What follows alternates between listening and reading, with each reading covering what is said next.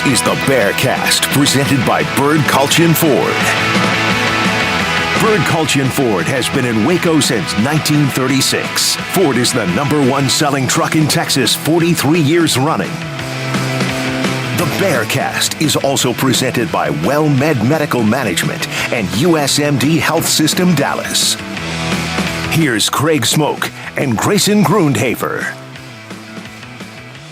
And good afternoon on this Tuesday, July the 25th, 2023. Time for another edition of the Bearcast live on YouTube. Also via your usual normal podcast feeds, however you listen to us, whenever you listen to us, we do appreciate it. I'm Craig Smoak, Sikkim365.com, joined as always by Grayson Grundhoefer. Also got Garrett Ross and his lovely daughter Ava behind the scenes as well, checking us out. So we appreciate her for being here and appreciate Garrett as always as well. And we will be with you for the next hour talking all things Baylor athletics. And we are at that point where, you know, kind of been teasing how it's like slowing down. And now we're like at the point where it's sort of kind of slowed down, but never really full stop. And now we're about to ramp it up again. And that's where we are in like a 2-week pocket of in between media days and right before fall camp starts, Grayson. That's kind of where we find ourselves, but the whole shebang is right around the corner, basically. Here at the end of the month, we'll have practices started up.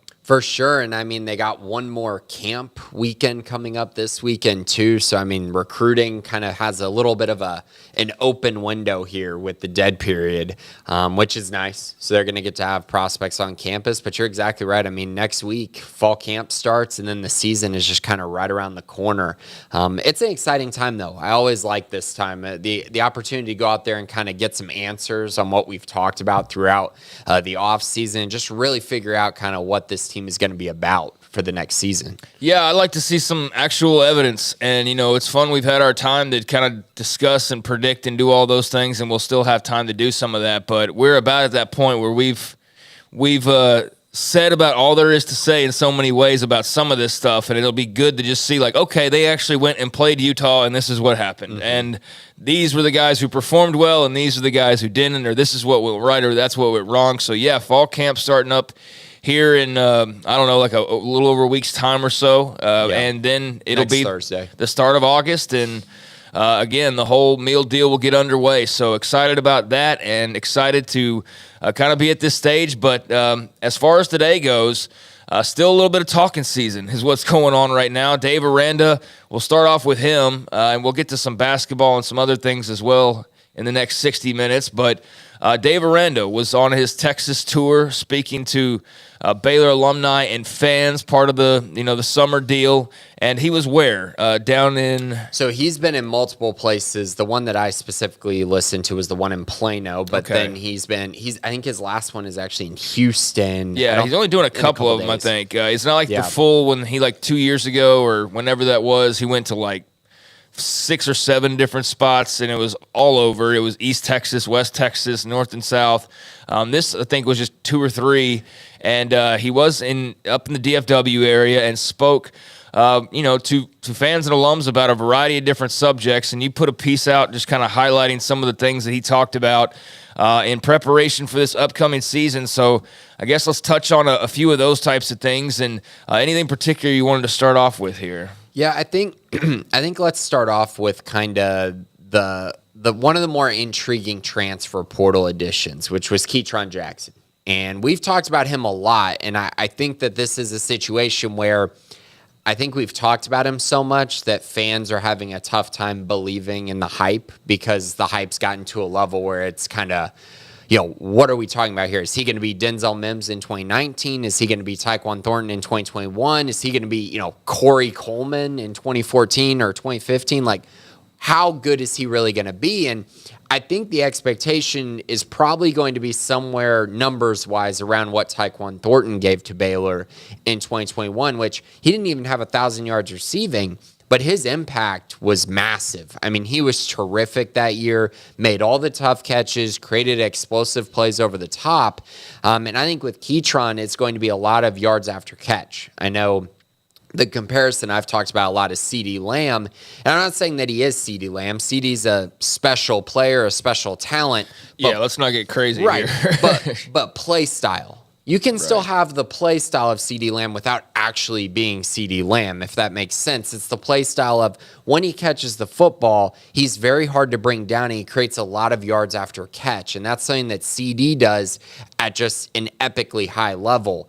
But I do think Keytron can kind of be that for this team. And Dave Aranda mentioned he was the offensive MVP during the spring, a guy that had multiple really good scrimmages, which we actually mentioned on the Bearcast multiple times. But that ability to take a quick slant to the house is something this team did not have a year ago, in large part because Monterey Baldwin was injured for a lot of the year. But Keytron's a special player. Yeah, it's funny you mentioned CeeDee Lamb because saw highlights. He basically beat Baylor for the Big 12 title in so many ways by himself. I saw highlights from that game the other day. It was very random. I don't know if it was just some, one of these billions of vague accounts that post highlights, and it was just some random CeeDee Lamb highlight reel. And sure enough, there's him, the sideline play, especially against Baylor, the big gain that everyone will remember. That play stood out, and I was just like, yeah, he was a freak, and still is with the Cowboys. But yeah, I get what you mean about like stylistically, but if he could be anywhere near the player, that would be very welcome news, and that would mean he's one of the better receivers to have walked through the door these last few years. Yeah, and one thing that Dave Aranda mentioned that I think speaks directly to the impact Keytron might have next year is he mentioned that, and I felt like this was, again, him being very honest. He said that he didn't feel like he helped Blake Shapen last year by not going into the transfer portal and getting him another wide receiver. And I think if you watch this team last year, they were so young, they were so inconsistent, they had injuries, they didn't have depth. Just in general, it was not a great unit a year ago. And these guys are older now, but they still needed more options, more talent, and in my opinion, a true alpha, right? And I think that's what Keytron brings. But I felt like that was really interesting that Dave Aranda said that. And again, it speaks to kind of the things that they went through last year, not attacking the transfer portal, not bringing in the help they needed to, not basically recruiting over guys, which they should have done. And honestly, putting Blake Shapen kind of in a bad position to succeed last year. And obviously, as we saw, he didn't perform to the level that we all expected. Yeah, he did not, and they did not, and that's been all the talk really since last season ended. It even through really the last month of the season, we were talking about their struggles, and that's really been the kind of story of how do they correct that ever since. And you thought that the bowl game might provide an opportunity to just end things on a nice note. You fired your DC, and you're like, okay, you're making these changes. Hey, let's go beat Air Force and then go into the offseason and be 7-6, and everything will be fine. But instead, it was a disaster, and now that's led to just months and months and months of talk about how they're going to be better and how they've changed and mistakes that were made. So it's good to know that they've realized. I mean, a lot of that is Aranda having to look in the mirror and say, like, yeah, I should have done this, I should have done that. So you hope that they've corrected what they needed to, and we can see a much better version of this team out on the field, because that was kind of my thing last week is like, if not, then like, what do you do? Because, you've made so many changes each year that, this year, other than what they've done, I don't really know what else they could do. So how they go out and perform is going to be fascinating, record-wise, and, who they beat and who they don't and all that kind of stuff. We can't go through everything because he had quite a few quotes here. But just tell me what you would like to highlight, and I can kind of fill in where you'd like to. I mean, you mentioned Blake. He had a lengthy answer about Blake Shapen. Talked about him being a great athlete and how he's never really known what struggles are because he's gone from football success to baseball success and never really had to like sit there and just deal with struggle, I guess, and deal with hardship. And he said, that he's been very impressed by the way that Bell and Grimes have coached him up. He's been impressed by the consistency and leadership that Blake showed, back in the spring and throughout the offseason, and mentioned like kind of just the way he acts differently now and like a team period that's not going right versus how he would have reacted a year ago, and just the growth that he's seen there, and just talked about the type of person that he is, and we don't get to see that because we only see the guy who's rigid in front of the media, and he's really a warm, kind person behind the scenes. But he did mention he's gotten better in front of the media too. So, I mean, the main theme was really he's not a guy who's experienced a lot of setbacks or tasted a lot of defeat, and now he has, and he should be better for it, I think was the basic message. For sure. And I think the other part of it is he's just done all the things they've asked him to do from an improvement standpoint, whether that's being a leader, whether that's becoming more consistent, whether that is responding to negativity. When you have a bad series, how do you respond to that? But also outside noise. And it clearly was a problem for Blake Shapen, and something that I don't know that we addressed enough last year. And clearly he listened to the outside noise way more than he should. You know, as a Division I quarterback, you're going to get criticism. It's going to happen. You have to be able to respond positively to that. And he didn't last year. And I think he's matured in that sense. I think everything else we've talked about with Blake Shapen. I do want to mention he did talk about Sora Robertson a little bit and kind of mentioned everything we talked about during the spring, why he didn't win the job. And a lot of it had to do with the new offensive scheme that he was in, getting comfortable in this new type of offense coming from an air raid offense that he played in at Mississippi State. It just took time.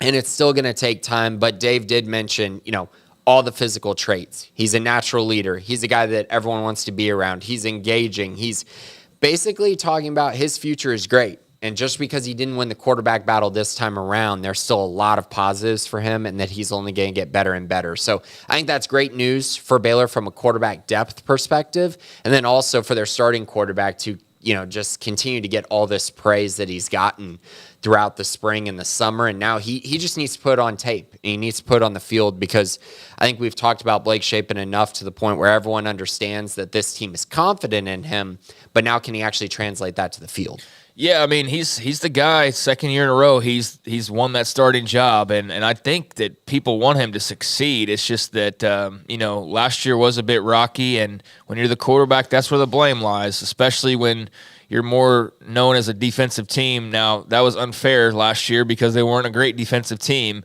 and so those struggles weren't all on Shapen in the offense. It wasn't as though the defense was just terrific and that the offense couldn't score like they were Iowa or something like that. It wasn't to that degree, but, again, when you lose and you lose close games, the blame's going to usually be on the quarterback, especially if he has some untimely interceptions and things of that nature. But good to hear that he's grown up, and that's part of the process for every college player. But Blake, I think, is just a little bit more front and center because of just the entire situation. So I'm sure that's been tough, but he's got a great opportunity in front of him, and we'll see what he does with it. And if not, then, Sawyer Robertson's sitting there waiting in the wings to get his shot as well. All right, do you want to hit defensive backs? You want to hit Mike Smith? What do you want to hit from Dave Aranda here? Let's go to the defensive backs because I think this was probably at least one of the biggest notes, and that's that Corey Gordon has moved to the star position. And this is a position that he has worked at some, but we've also seen Alfonso Allen work at this position, Romario Noel, of course, Bryson Jackson as well. So this was an interesting move because I think a lot of people were kind of betting that it would be Alfonso Allen, but I love that they're going with Corey Gordon. And the reason for it is, coming into the spring and after the spring, really, the top three safeties for Baylor, the ones that have been mentioned the most were Corey Gordon, Devin Lemire, Devin Bobby. Those were the three. And so in order to get all three on the field, one of them was going to have to play the star position. And so it's going to be Corey Gordon.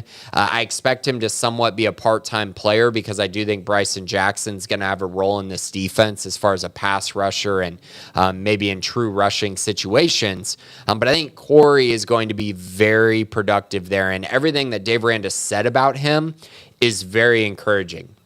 That he just got more mature over the last year, that when you watch him blitz and watch him make plays, he's constantly doing that. And just basically that he's a very talented player who they have a lot of trust in, and they think that he can be kind of a game changer, which they didn't have last year with Al Walcott, but they had the year before with Jalen Petrie. And so now you're just hoping for him as a young guy to take a big step forward and actually be able to produce on the field in really his first action. But very encouraging stuff here, and at least we kind of get news on that, right? We get some confirmation about what they're trying to do at the star position. Yeah, I mean, we weren't really exactly sure what they were going to do and how they were going to operate once A.J. McCarty got kicked off. So that does answer, a question about, how they would react to that. And, Corey Gordon step on up and be the man if you so choose to, but there will be others obviously pitching in as well. But yeah, I mean, McCarty's off in Lubbock now and needs somebody else to step up and, quite frankly, exceed what was done previously as well would be a great start. Yeah, great opportunity there for him and for others to jump in the mix. Alfonso Allen as well, as you mentioned, and Bryson, obviously, not somebody you want out there all the time, just, especially out there roaming around trying to cover receivers and things like that. But in some other situations, he has a place for sure. So, yeah, I mean, that'll be performance by committee in so many ways. But if somebody wants to step up and be the man, like Corey Gordon, that would be great news. So, yeah, that was an interesting note. He also talked, sticking with the secondary, about corner, talked about their length and speed and his excitement. Chateau Reed is a name that's been on campus for a long time now. Aranda mentioned that he's struggled with just being good at life. I mean, basically, or doing it, I shouldn't say it that way, but doing the things that you're supposed to do to be successful. Said he struggled with showing up on time, struggled with going to school, doing all the things, and said for him to go from where it was to where it is now is the reason why you coach, basically, and said it's really cool to see him become one of the leaders. So that wasn't so much an update on him as a player, but you can tell part of what's kept him off the field or not as, in the limelight is, trying to do the off-the-field stuff better. And you know what? That's part of the deal as well. So if he's got that on track, then that's good news for Chateau Reed. Yeah, but I think that's big too, but he also did say he has a starting job right now. So, I mean, that kind of at least gives us some insight as to, okay, so right now at this very moment, he's going into camp with a position. Yeah, that was the very last line I just skipped over. Yeah, he's got a starting job right now and the ability to do it, yeah. Yeah, so, I mean, at least that does speak to kind of they see someone separating, which I think is very important because they're going to play 4 cornerbacks at minimum this year as long as there aren't injuries. They like to rotate, and if you're playing press coverage, you're going to have to play multiple cornerbacks. But it's good to know that at least there's some separation there. As we've mentioned in the past, Ajani Carter will be on campus hopefully at the start of fall camp. He's projected to play the other cornerback position, and then you have Tevin Williams and Isaiah Dunson, and I kind of expect them to roll with those 4 guys going into fall camp and then going into the season, which is actually pretty good depth. I'm actually pretty happy with the way this has turned out. Chateau Reed's an older guy. Ajani Carter is going into his 5th year, so he's an older guy as well. And then Tevin Williams has been around for a while, and Isaiah Dunson at Miami was playing a lot. So I think in general they've finally built some depth there, but good to know that at least with the guys they have on campus, Chateau's really taken that step in the right direction. Yeah, that's great news, and got to grow up sometime. And the thing about college football is you got to do it in a certain amount of time. You don't just get unlimited years, and it might seem like that with 6th and 7th year guys all over the place in college right now. But, yeah, I mean, it does take time, and especially a guy from Oklahoma making his way to Waco and just the college life and all of that. Sounds like some of that was a little bit of a learning curve. So now starting cornerback, I mean, clearly he's made some huge strides, and that is good to see and good to hear. And he obviously has some athletic traits that the old staff liked, right? Was that the old staff that recruited him originally? So, yeah, he's been around a while now at this point. He was very much a hidden gem, right? A guy with tons of athleticism, but would it translate? Could he figure out school, the maturity part, which Dave Aranda mentioned? Yeah, so clearly there was some reasons for those worries, I guess, at least early on, and those have hopefully been needed out. All right, there's only a couple of things. I mean, Mike Smith, he talked at great length about Baylor's newest linebacker who transferred in from Liberty, and he's done nothing but receive rave reviews, and he was one of the media day representatives a couple weeks ago, which is typically a sign that somebody's doing the right things on and off the field. And I think we asked Aranda about, like, why'd you choose each guy, and he mentioned he had glowing reviews for Mike Smith. And let's see here. He got into just how he was making all the tackles during the first couple of scrimmages and had like 16 of them and 5 assisted tackles at one point after the first scrimmage. Second one did the same. So he's got a physical presence, and tackles are like physical, like knock you back type of tackles, in your face type of tackles. So he's got a little bit of a nasty streak to him. And then he had a little anecdote about how they do stuff at the end of practice where like a player's got to talk well about another player, basically. And then you pass like the baton, so to speak, and you compliment, another guy and so on and so forth. And he'll say, the name. So if I guess Keytron Jackson stood up or something, he says like Josh Cameron, and Keytron's got to say something nice about Josh Cameron and then, go on. And he said that he would bring up Mike Smith, and it's always his job to put up somebody else, and he was continuously the guy that other people were naming to like compliment and to dote on, so to speak. So he's obviously made an impression amongst his teammates and obviously his head coach as well. He was a player rep, as I mentioned, in media days, so seems like he's come in and acclimated himself pretty well. It's a matter of just putting it out on the field, but there's no reason to believe that he won't be able to do so. Yeah, I feel like he's just a dude, right? Like he's kind of that dude for them at the linebacker position. A true leader, a guy that everyone listens to, which they didn't have last year. Dylan Doyle was a leader for sure, but I think this is kind of a different level. I mean, Mike has only been here for 7 months, and he's already going to Big 12 media days. Everyone's already listening to everything that he's saying. This is really great to see. He's been a huge riser throughout the spring and a guy who now I have pretty big expectations for going into the season. Now, we'll see if he can live up to those, but what I will say is at least in the locker room and at least getting them to this point where fall camp's around the corner, the season's around the corner, he's really stood out as someone that's made a big impression on the staff. So, yeah, I felt like that was really, really important. I did want to mention he talked about Dominic Richardson just really quickly. We've talked about him a lot as being an Abram Smith type.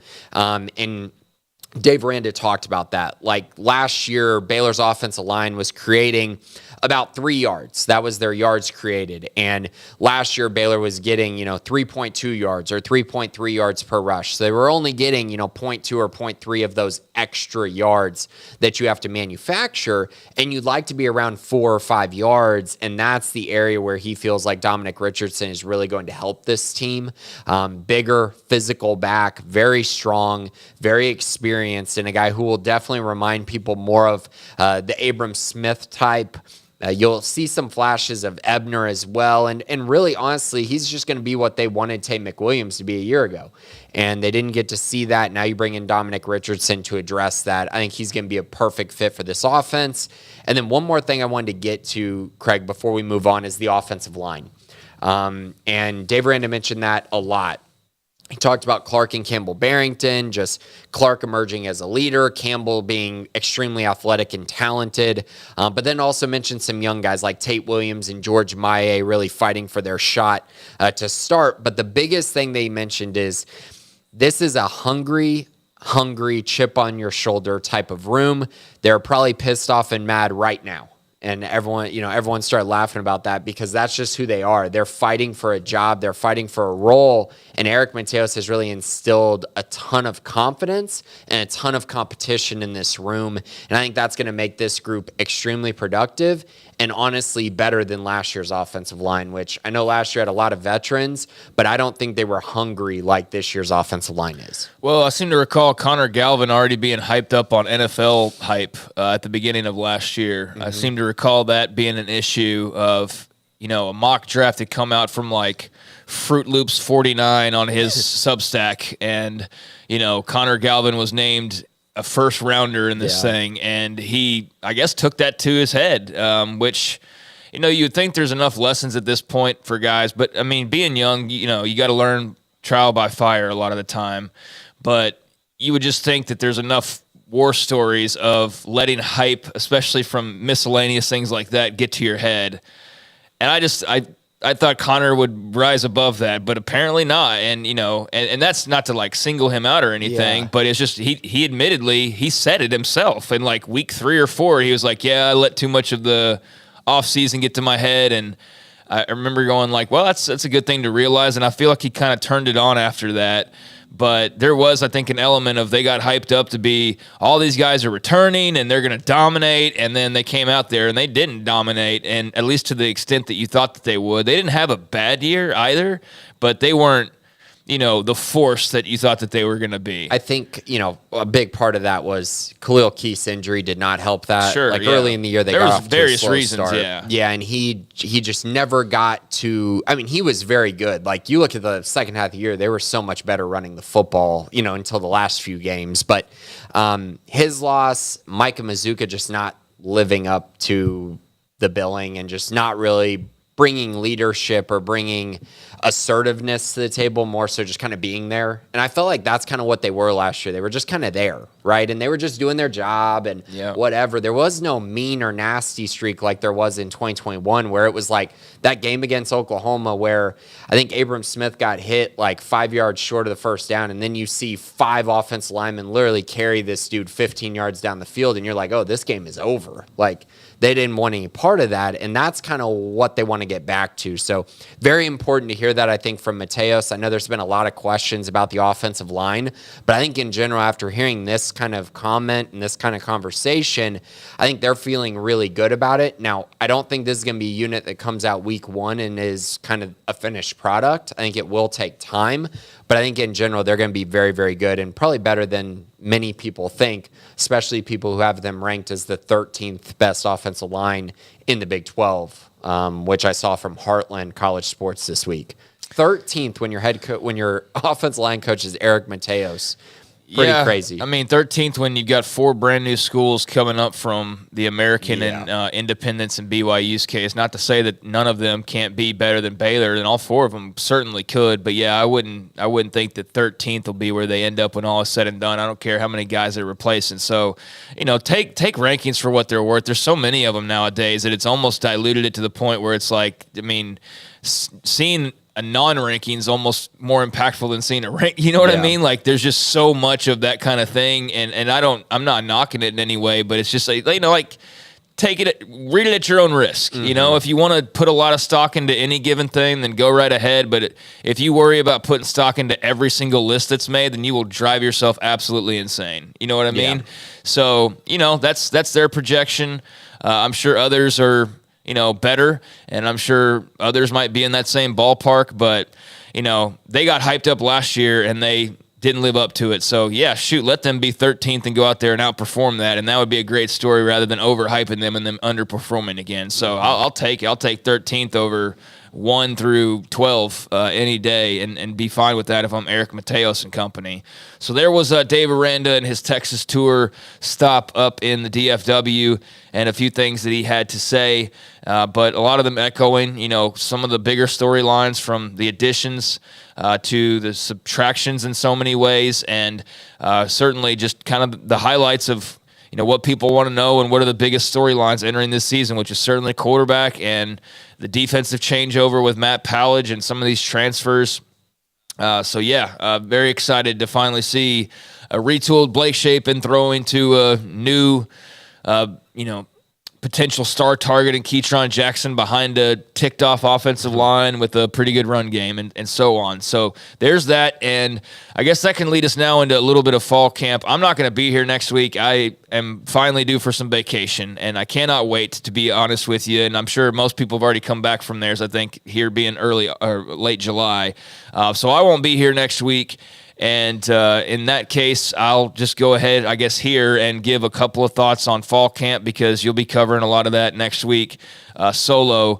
And I don't have a lot. I think we've kind of touched on most everything, but I am very intrigued by the transfers and who all steps up. I mean, there's a number of guys now, Mike Smith and Keytron Jackson and the Barrington brothers and, gosh almighty, Isaiah Dunson and Sawyer Robertson, and I mean, there's 10 plus guys. So, I mean, how they all fit in, that's a big room of guys. I mean, that's, it's one thing to bring in 2 or 3 or 4. And I know that the new thing now is that basically everybody's bringing in like 10 or so players, but that's not only a turnover. This isn't depth though. These are like starting players in a lot of cases. So I know it's kind of general, but one of the things I am looking for is just how do these new guys all fit in, and especially since a lot of them weren't even around in spring. Like, some of these guys have been added since then. So I'm particularly interested in those who have not been on campus or that we have not seen on campus just yet. That to me is obviously one of the bigger storylines. Yeah, and I mean, it's a lot of moving parts, right? And this was something that the staff got criticized for last year, not creating more moving parts. But I think going into this year, everyone's really excited to see, how does that work? Because it's a complete shift from what happened last year. And now can you put it all together and can it all gel? So, yeah, that's definitely going to be a big one, especially because, we saw a lot of these guys in the spring, but I felt like we kind of wanted to see another step and closer to the season and see, who's really going to be utilized in this way and kind of what's that going to look like. Yeah, that's going to be really intriguing for me to watch as well. I'm very excited about that, just see how all these parts fit. And I wish I had some unique angles that nobody's really thought of, but I think that just we've spent a lot of time talking about every angle that it's going to be sort of the same thing. Blake Shapen, I mean, it's now or never for him basically. I mean, that's obviously something I'm watching as well. Is just kind of how he comes into camp, and when we talk to him, is there, he was at media days, but sitting him down, or not sitting him down, but him standing up there with the media for fall camp and actually talking about getting into the depths of the season. I'm interested to hear what he has to say, but more interested in just kind of what his command looks like and kind of what others are saying about him as much as what he has to say. So Blake Shapen's obviously a key to the whole thing, and very intrigued by how he handles business, knowing what he knows now, which is, not only what having the starting reins are like, but especially the situation he's in where he knows okay, buddy, this is it. This is your big opportunity.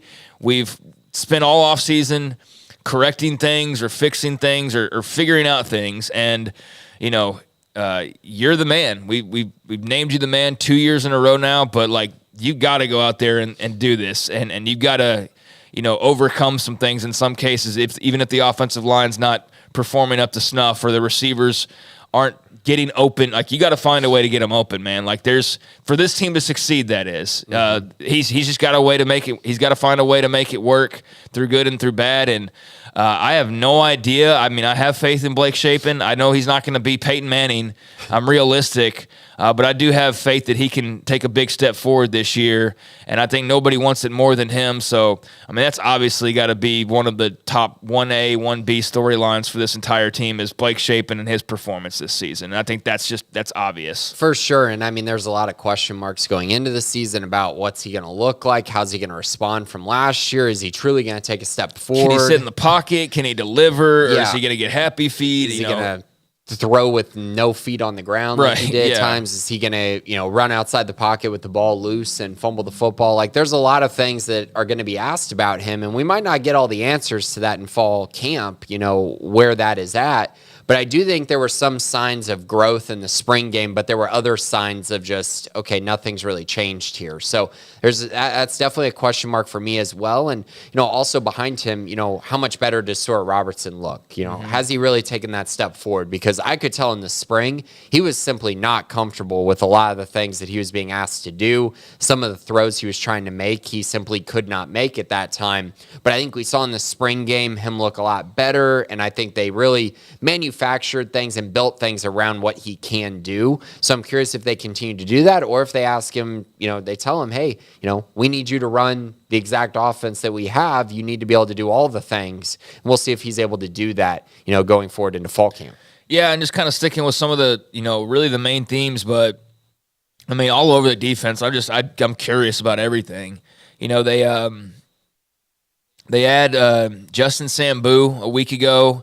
They seem like they've really been able to reload the defensive line through the transfer portal, but, you got to go out there and see what that actually looks like. And I'm fascinated with that. Same thing with the secondary. I mean, the linebackers are all, turned over in so many ways, especially with Dylan Doyle not being there. So, I mean, just defensively as a whole, I've got so many questions about what they're even going to look like, because every level's got somebody new and somebody impactful that'll be playing at every spot. Other than what safety, right? I mean, safety doesn't have any newcomers, right? Safety, no, they got all newcomers except for Devin Lemire, because they lost Devin Neal, Al Walcott, and Christian Morgan.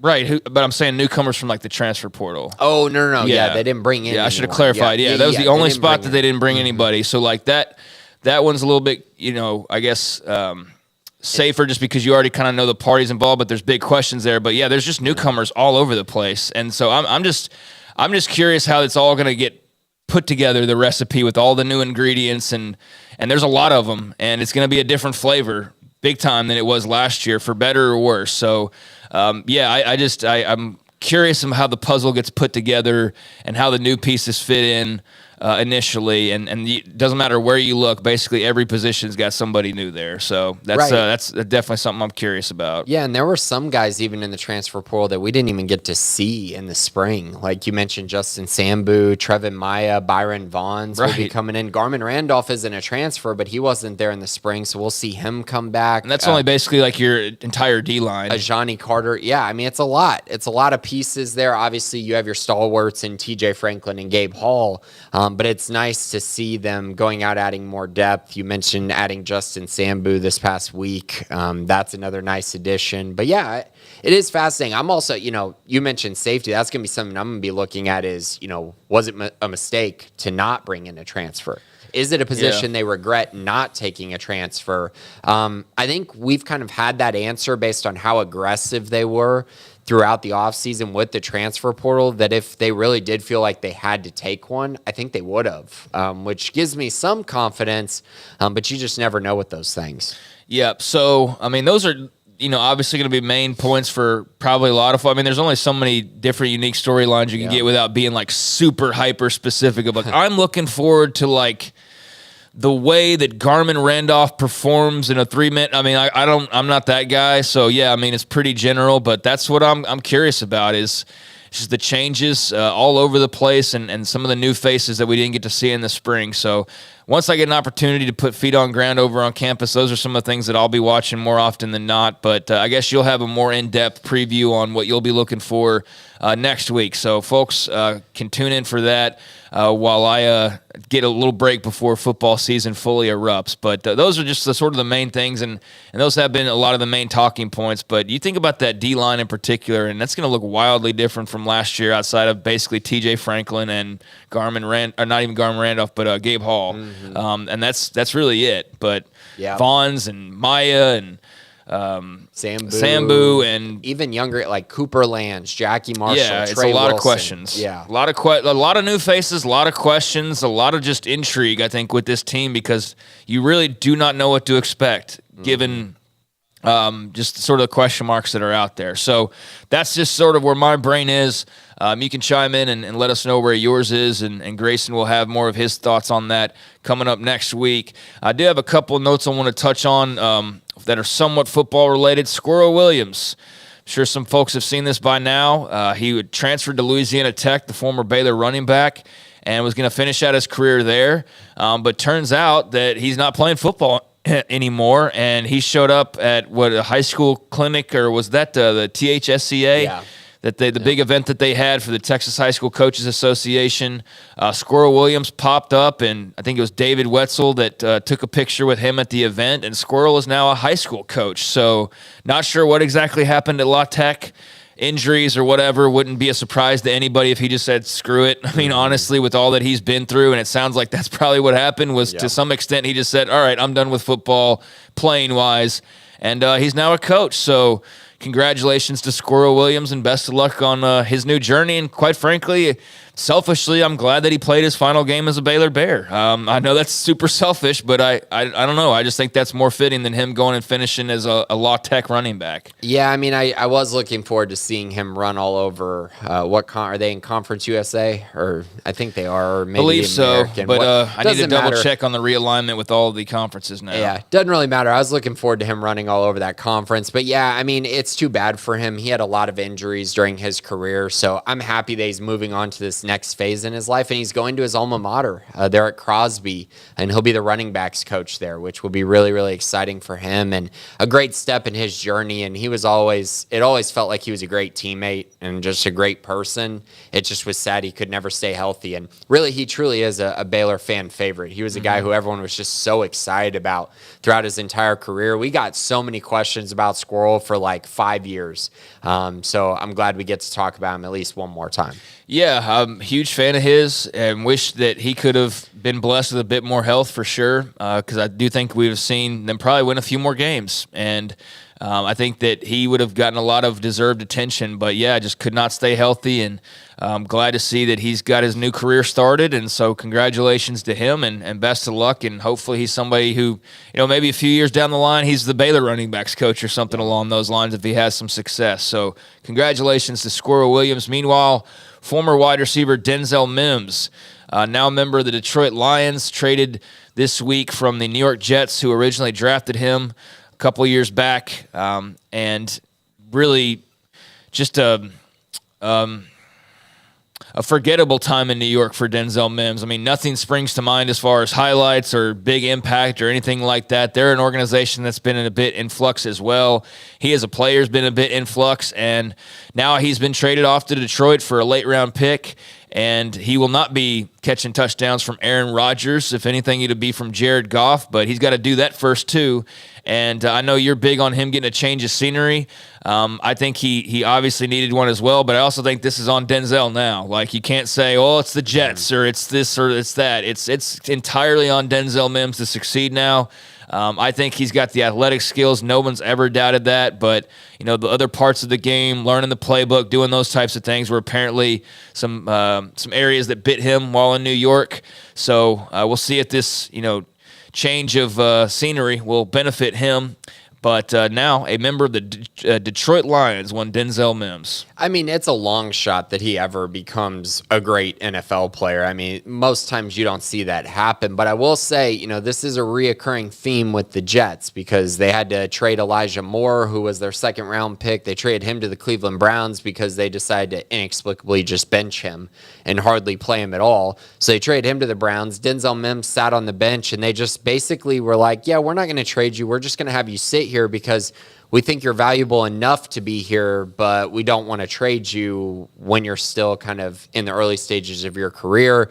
Just really annoying type stuff. But he does get to go to Detroit, where Jamison Williams is out the first 6 games of the year. They have Amon-Ra St. Brown, so they have a true alpha, and he just gets to go out on the outside and kind of be a guy that gets to, play. I mean, he might actually get some reps on this team. All they really have is Josh Reynolds and Marvin Jones, who are both older guys who haven't done a ton in the, Marvin's done a lot, but he's older now. And Josh Reynolds is just kind of a whatever type guy. And now, Denzel, maybe he can carve a role, at least in the early part of the season. But again, like I said, it's a long shot, just because most guys, if you don't pan out your first 3 years, I mean, it's really hard to really pan out in the long run. Yeah, I think whatever happens coming out of training camp will dictate what happens with Denzel from here on out. Good opportunity to just make an impact somewhere else, but one of his final opportunities, you would think, as well, because, at some point you can be 26 or whatever he is, and that starts to become old in the NFL if you're not making an impact, and it becomes old very quickly. So there's a ton of receivers out there, and look, nobody's looking for receivers more than NFL teams right now. That's all they want is wide receivers. So he's at a position where, unlike running back, it is coveted, and he's got a great opportunity. So we'll see what he does with that. All right, we do have a number of questions to get to. So if you could quickly kind of touch on men's basketball here and some of the offers. I know you wanted to highlight that. So let's do that. But I just want to also be mindful, because I think we got 8 or so questions to get to. But men's basketball doling out some new offers here. Right. So a couple new offers went out. They offered Long Island Lutheran guard, wing type VJ Edgecombe. And again, when he was offered, a lot of people were kind of talking about, does this impact Trey Johnson, who's, I think, the number 3 player in his class, in the 2024 class. They play the same position, and Trey's been a huge target for Baylor. And he's still the priority, but they had to go out, offer some other guys. VJ is another 5-star type guy, a very good player, a guy who they actually got to see play and perform at a very, very high level. And so they went out, offered him, and they like him. They like him. They like what he can bring to the table. But again, I don't believe that impacts Trey Johnson at all. Moving on to the next offer, Asa Newell. He put on a really, really nice performance for Team USA at the FIBA Under-19. He's another 5-star prospect. He's a 6'9" forward, probably more of a power forward at this point in his career, but another long, lanky, athletic, plays really hard type guy. So another offer that went out to another 5-star. So 2 5-star offers went out this week. Pretty important in general. I think this Baylor program is looking to take probably 3 or 4 commits in the class, and they already have 2. So they don't have a lot of room. They got Jason Asamoah already committed and Robert Wright, 2 very, very highly decorated prospects who have continued to just rise. Like if you look at what they've done over the last year, they've taken just big jumps in recruiting, big jumps in their play. So they already have 2 very nice commits, and now they're just looking to add to the class. And so right now, they went out, offered a couple new guys. They still have their eyes on Trey Johnson. His decision probably won't be till the fall. But in general, that's 3 new targets to keep an eye on and potentially 2 more spots to work with in the 2024 class.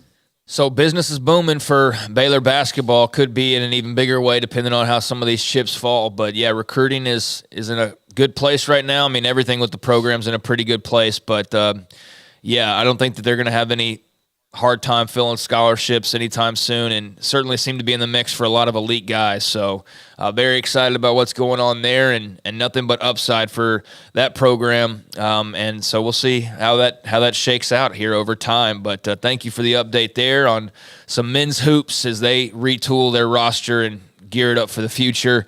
So let's get to the mailbag. I think we've kind of covered everything else, and we will start off with Scotty B, the Baylor King. Who do you believe the best quarterback that Baylor football will face this season? My guess will be Will Howard from Kansas State, which is a pretty good assumption, Scotty B. I mean, I would say I'm already looking at week 2 and Cam Rising from Utah as one of the better quarterbacks they will face this year. I know there's questions about his health or whatever, but until I see he's ruled out for the game, I'm assuming Cam Rising is going to be the starting quarterback for that game. And when the time comes and he's not, then we'll deal with it then.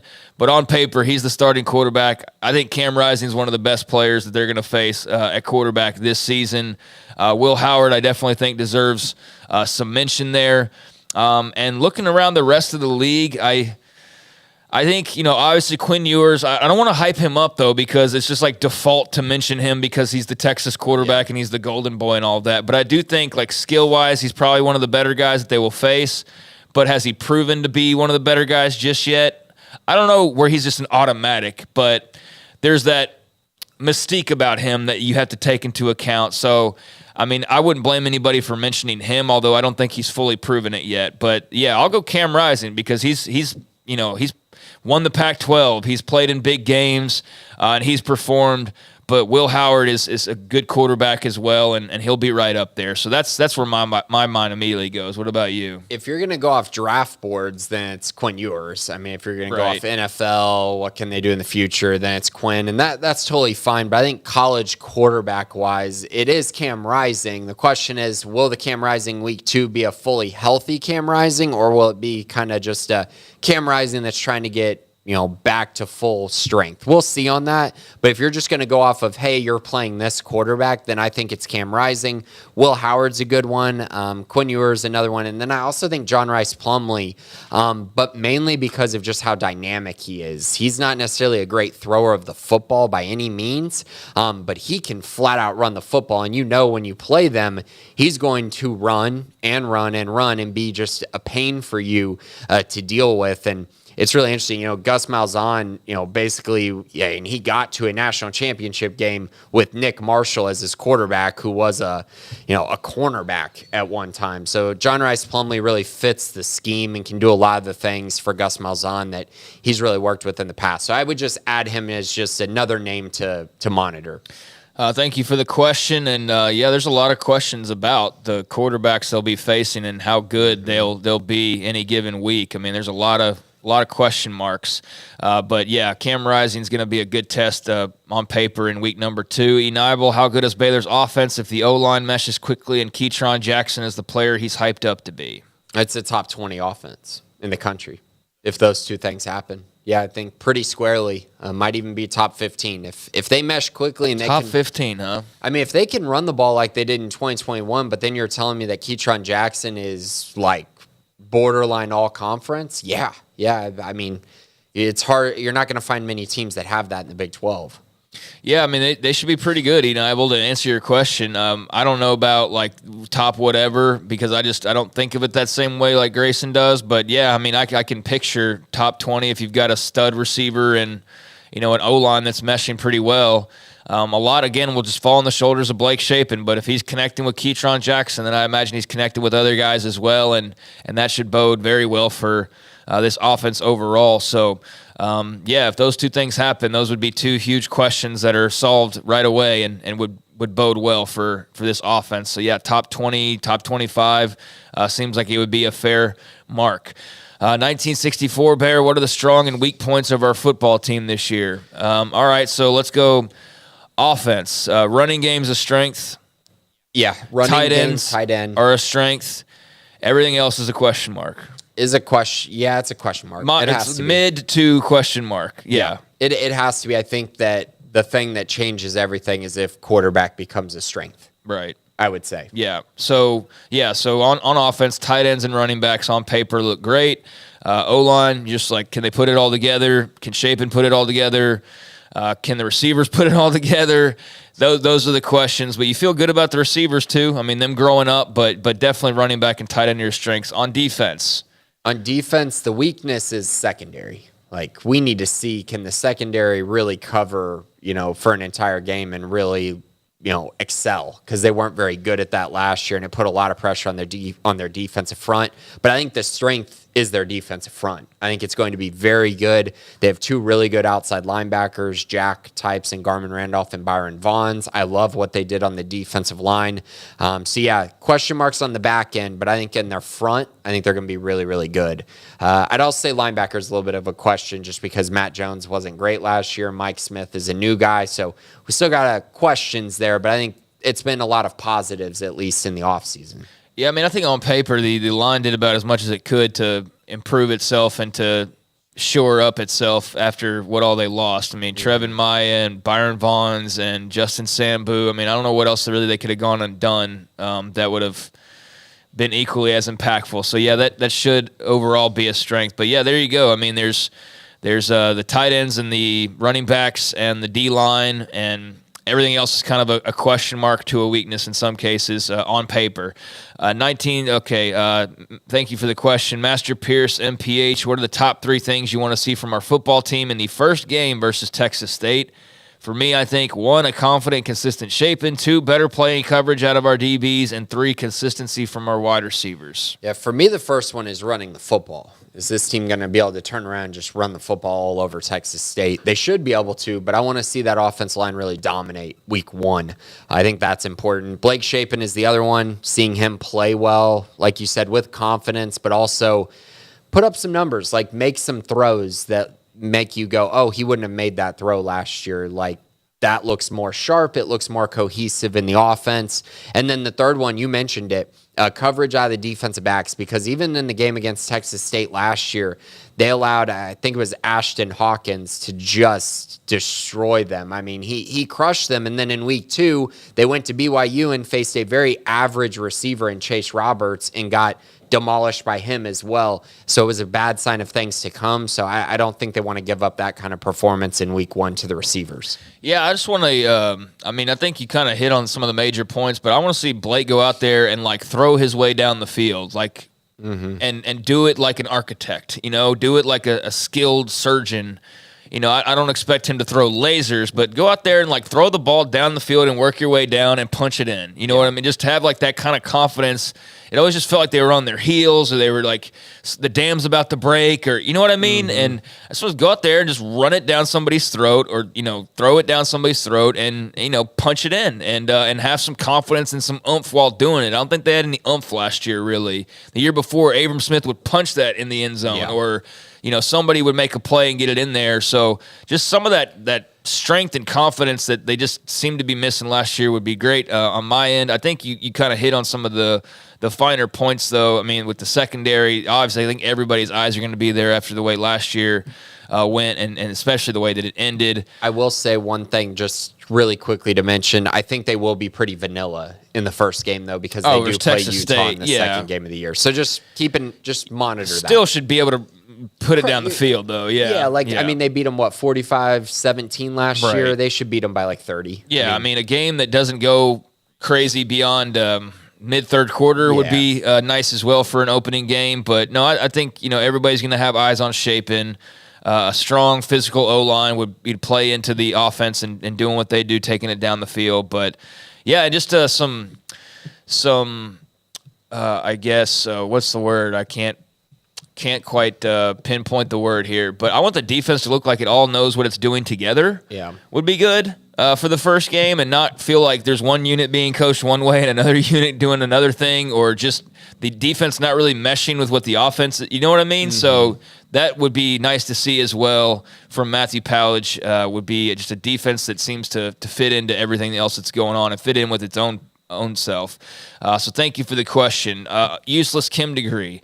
How much emphasis should the team place on the UCF game? Do you think this game will set the tone for the remainder of the season, especially if Baylor starts 2-2? I'm assuming it'll be a similar environment to BYU last year, but I'm confident our guys will be better prepared for such a tough road test. I mean, I think there's going to be emphasis placed on every game, and I don't think they're going to look at the UCF game as like the game that's going to define their season, and I really don't think they should, because they have two games earlier on against, in my opinion, two better football teams than UCF.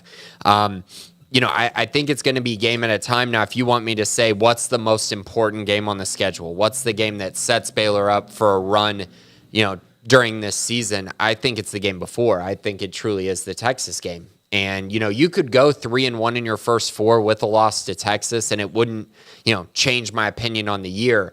But if you go into that game 3-0 and then you beat Texas and you're 4-0, you've really put the nation on alert, and you've put the Big 12 on alert, that you're really a contender for this league and that you're a team that is going to be very scary throughout the entire season. I also think if you start 4-0 and then go into UCF, you're going to feel pretty good about who you are as a team and have a true identity. And that's kind of where I'm at. I don't think there should be specific emphasis put on the UCF game at this time. Yeah, I don't think there's any emphasis that should be placed there. I think Utah and Texas are bigger games, and they're before that, as you mentioned. So, I mean, that's where if any focus is lying, it'd be, hopefully just all on Texas State, but then obviously Utah and Texas to come. And then I think we'll just see where they are. It could be – it's too early to be a fork in the road for them. But, yeah, if they're like 2-2 and then they got to go to the bounce house, that's obviously going to be, kind of digging a hole for yourself sort of right away. But, I don't think there's any emphasis really placed on that game. But when the time arrives, it'll be very interesting to see where they are. And maybe there's some extra oomph to that game as a result of where they are. If they're 4-0 and unbeaten and going on their first road trip, or if they're 2-2 and like trying to avoid sinking early on in the first handful of games. So it's an important game. It's an interesting one, the timing of it. But yeah, I don't think there's extra emphasis there. JHM Bandit, of our recent basketball offers, which is your favorite, and who do you think will end up as part of the 24 class? I think they'll probably add one of the guys that they offered. I really am a fan of Asa Newell, but I also think he fits kind of what they need in this class. If you're going to go out and land Trey Johnson, you don't necessarily need VJ Edgecombe, even though he's a very good player as well. But I think Asa, just his length, his ability to play power forward, his ability to kind of be a versatile option who could play some center in my eyes as well, especially if he grows more. I really like that offer, and I like that we kind of got to see him play for that 19 and under team and really excel for Team USA. So I'd go with him, but both are very good. Trey Johnson's very good. If you land 2 out of the 3 of those guys, you're going to be feeling great about the recruiting class. Thank you, Bandit. Appreciate the question. Bear for Cleats, assuming Blake's healthy and doing what's needed as our quarterback, how much playing time do you think Sawyer Robertson gets this season? Do you think they will have design packages for him that will get him involved in the offense throughout the year? I don't see the design package part. That doesn't work for very many He should programs. play week 1 and week 3. That's for sure. And if he's not, then that's a problem for any number of reasons. But he should play against Texas State late, and he should play against Long Island start of third quarter, probably. Right. But I think that's pretty much all the playing time that he should get, unless Blake doesn't play well or isn't healthy. So to answer the question, I don't think he's going to play a ton this year as long as Blake is doing what he's doing. And I really don't think that you should have design packages for backup quarterbacks. I've never really been a huge believer in that, outside of like Tim Tebow, but that's a huge outlier. Yeah, I don't really like dual quarterback systems. Like West Virginia with what they were trying to do, like just figuring out who the starter was, where it's like it's Garrett Green. And I know injuries played into that as well, but like it was just any given game was another quarterback, and then another guy would come in, and it was just kind of messy. Baylor's had that situation when Matt Rule was here. They had a lot of that. Like, is it Jalen McClendon or is it Charlie Brewer or is it, and you're like, they're trying to use them both just to figure out who's the guy. But I think that was the problem, is they didn't really have a guy. And so they're trying to figure, like, somebody please grab the reins. I don't think that's the case this year. Blake's got the reins, and Blake's going to be the guy in control of them for the most part, unless games get out of control. And I'm with you. I don't think anything Sawyer does is so unique that it's like additive that he needs like his own separate, like he's not the design run guy, like a Blake Bell or something like that. Like what Tebow was. Tebow was ridiculous, but that's a different type of quarterback. Right, or like Garrett Green for West Virginia, where he's more of a running quarterback. So if they're trying to make something happen, like they hope that he can kind of kickstart something for them. I don't think that's Sawyer. So I think if he's playing, it's because he's the starting quarterback, or Blake's not played well, and that's about it. But yeah, I would hope he plays against Long Island, and I would hope he plays, at Texas State and against Long Island. But beyond that, you really wouldn't want to see him that much. You'd hope that Blake's the one out there, because that means he's performing well as the starter. But get where your head's coming from, and it'll be interesting to see how much we do see of Sawyer when all's said and done.